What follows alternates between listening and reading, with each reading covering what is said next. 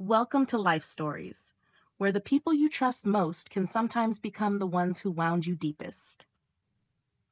What would you do if one winter evening you discovered that your family, the ones you had sacrificed your entire life for, saw you not as a mother, but as a burden to be managed, a house to be claimed, a life to be quietly erased?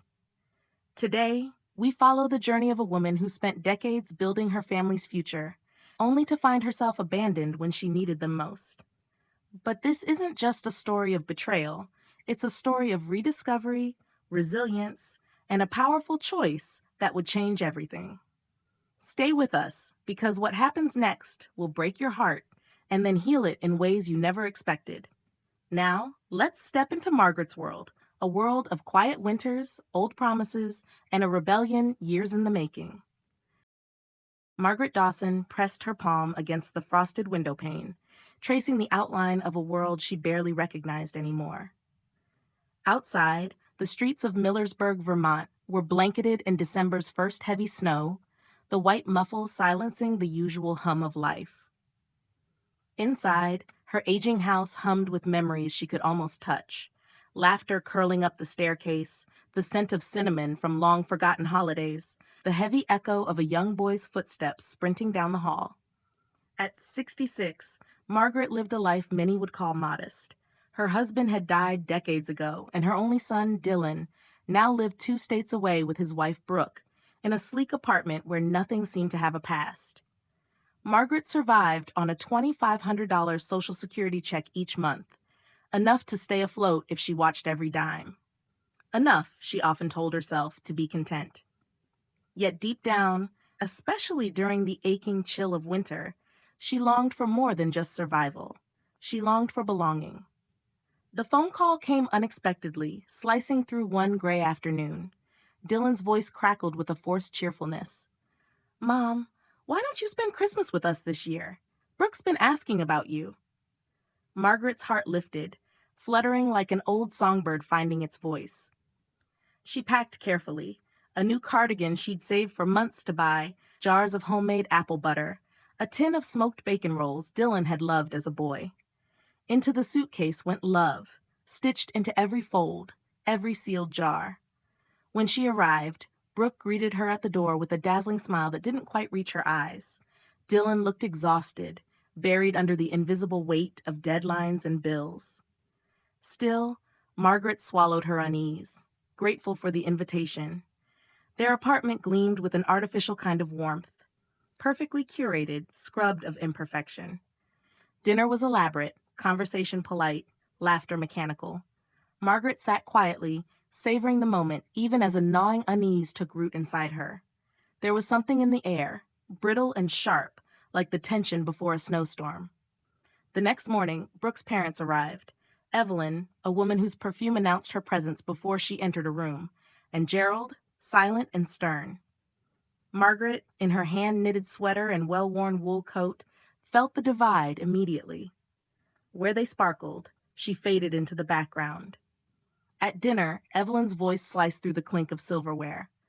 "Our pensions combined are nearly $15,000 a month," she said with a serene smile, eyes flickering toward Margaret's fraying cuffs. "Retirement's been comfortable." Margaret merely nodded, masking the burn in her chest with a sip of too strong tea. Later that night, restless, Margaret wandered toward the living room and froze just short of the door when she heard their voices. Brooke, her voice laced with irritation. "Mom, what am I supposed to do if she gets sick?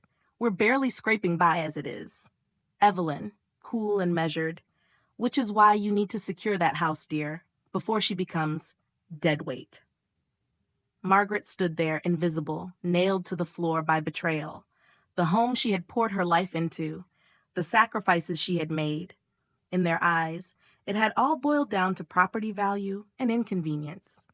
Silent, unseen, she retreated to the guest room. Each item she had so lovingly packed now felt ridiculous, a child's offering at the altar of indifference. She penned a shaky note about a neighbor's emergency and slipped away into the winter night, her suitcase trailing behind her like a wounded animal. Back home, her little house was dark and cold, but it was hers. She didn't turn on the lights. Instead, She sat in the stillness, letting the betrayal sink deep into her bones. For the first time in her life, Margaret realized she had no one, no family who saw her as more than a liability, only herself. But maybe, just maybe, that was enough. The next morning, Margaret wiped the dust from an old camera she had once treasured, feeling something unfamiliar flicker inside her. A rebellion, a reclaiming. She didn't know it yet, but that decision, quiet, desperate, stubborn, would set in motion a transformation none of them could ever have foreseen. What would you do if the people you loved most revealed they saw you as a burden? Can betrayal from family ever truly be forgiven? And as Margaret dares to reclaim her life, a single reckless choice by Brooke threatens to drag her back into the storm she thought she had escaped. Continue to part 2. The old camera felt heavy in Margaret's hands, heavier than she remembered. She cradled it gently, running her fingers over the familiar worn leather strap, the cool metal body. It had been buried in the back of her closet for years, forgotten beneath layers of sacrifice and survival. Now it felt like a lifeline. Margaret enrolled in a photography course at the local community college the very next week. She sat in the back of the class, a quiet figure among mostly young retirees and hobbyists. At first, she struggled, hands trembling over settings she barely understood, eyes straining to focus on tiny screens. But there was a fire building inside her, slow but insistent. Each day, she pushed herself further, learning aperture, framing, exposure, walking miles through the snow-slicked streets of Millersburg, capturing the raw beauty of winter, the loneliness of empty benches, the quiet resilience of bare trees clawing at gray skies. Slowly, her photographs began to speak. She found herself part of a small photography club, affectionately called the Golden Lens Group. They weren't glamorous: a retired truck driver, a widowed librarian, a woman who had once been a nurse and now lived for sunset shots. But they were alive in a way Margaret hadn't seen in years. Laughing, bickering, encouraging one another with a rawness that made her feel human again. One snowy afternoon, while editing photos at a cozy cafe, Margaret received a call. The name flashing on the screen made her chest tighten. Dylan. "Mom," he said, his voice wrapped in false cheer. "Brooke and I want to come visit you this weekend. It's been too long." Margaret hesitated, the weight of his betrayal still fresh. But part of her, the part that still remembered rocking him to sleep through fevers and heartbreak, said yes.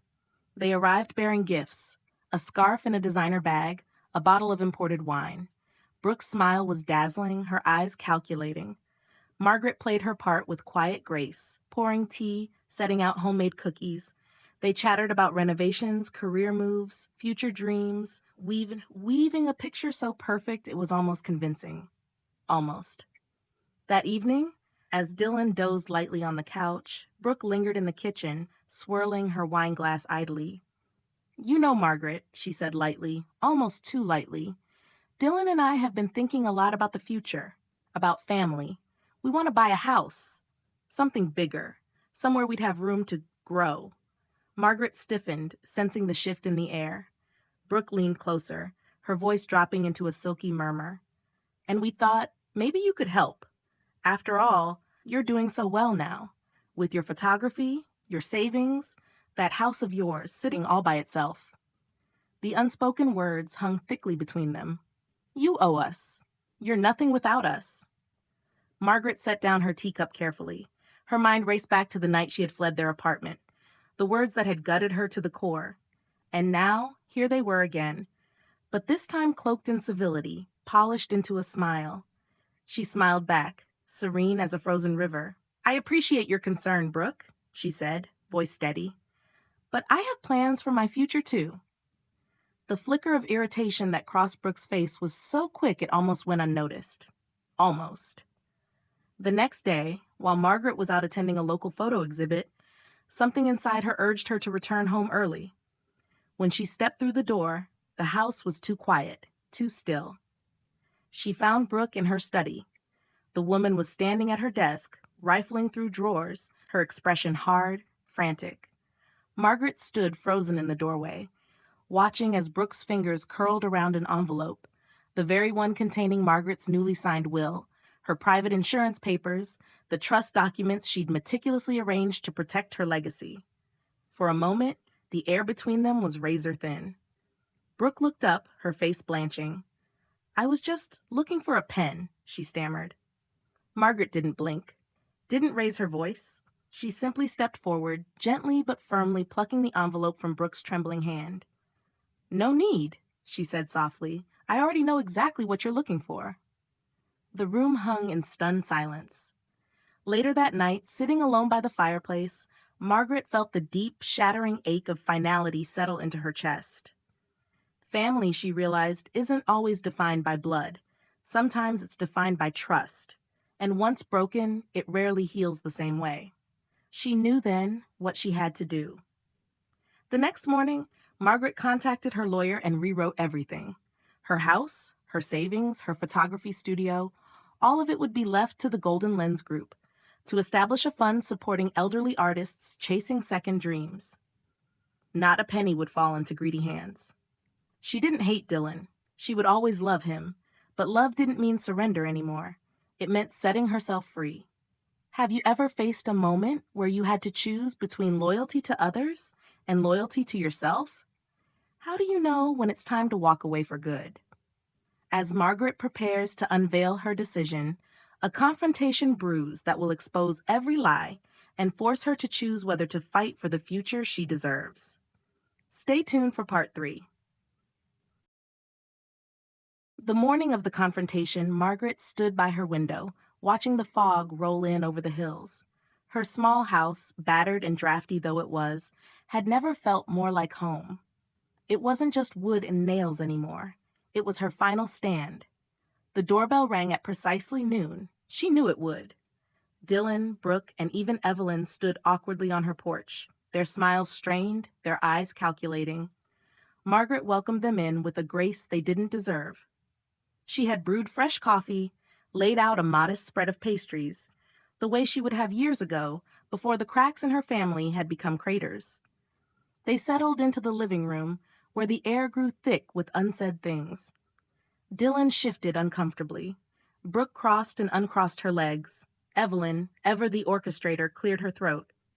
"Margaret," she began, voice syrupy, "we're worried about you living alone.